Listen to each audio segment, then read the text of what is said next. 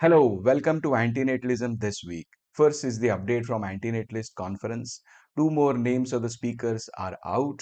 Last week we only knew David Pierce's name. Now there is Magnus Winding who's going to be there, and also Shweta Ramakumar. There was this article with title Antinatalists Have an Image Problem. Who Wants to Go Extinct by Jacques Ziang. Not sure if I'm saying that name right, but the article was good. It covered a lot of aspects of antinatalism, from the arguments of antinatalism to activism within antinatalism, and then to extinction also. Extinction in this context is species extinction. The image problem that the article spoke about was that, people don't generally see extinction as a favorable thing, and therefore they don't pay attention to antinatalism as much, and that is the image problem they have. There's a very interesting point noted in the article. Jack Ziang is interviewing an antinatalist activist called Asagi, and while talking about species extinction, whether it is good or bad, Asagi makes a very good point, and I quote, "The species of auk is a concept. An individual bird is not. It was individuals that we ought to care about, because only they could feel and therefore suffer.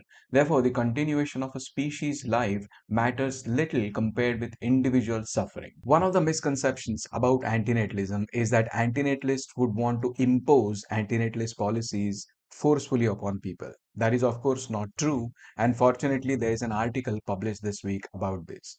Even though the title of the article was What is Antinatalism, it actually talks about rights.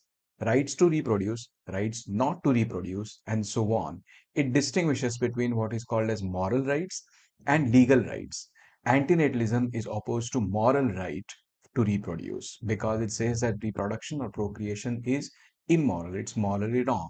It does not mean that there have to be legal rights against reproduction, because you can have legal right to be wrong. In fact, in a liberal society, you have to have a legal right to be wrong. That liberty you should have.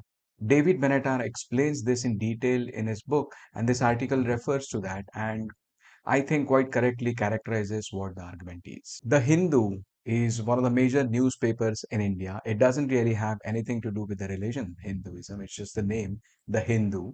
And they are running a podcast called Women Uninterrupted. And this week, there was an episode called Single, Footloose, and Childfree, where they interviewed a child-free woman called Anuradha Kumar. Now, she is not an antinatalist, she's just child-free, and they interviewed her.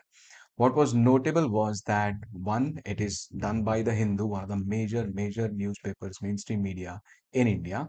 And two, they have given an email address that if you are a single woman and child free or antinatalist, you email to that email address and they would invite you for an interview. It's the email address, I think, is editor at thehindu.com or something, and I'll put the actual email address in the description. There was an interview in Spanish, I believe, published about David Benatar. It is not interview of David Benatar. It's some kind of podcast, I think, which talks about David Benatar's human predicament, although the translation from Spanish to English by Google is done as human dilemma. So I'm not sure entirely if it's a completely new book or just human predicament, but that's what the podcast seems to be. If you're Spanish, you can check it out. There was this article with the title The Scarcest Resource of All is Optimism, but it's abandoned in Africa by Francis Nyatundo. Francis makes a case that since we have lost the sense of metaphysics in the Western culture, he means in the Western culture, it is leading to population collapse through infertility. He conflates the idea of metaphysics with concepts of God, which I think are slightly different concepts. Nonetheless, that's what he says.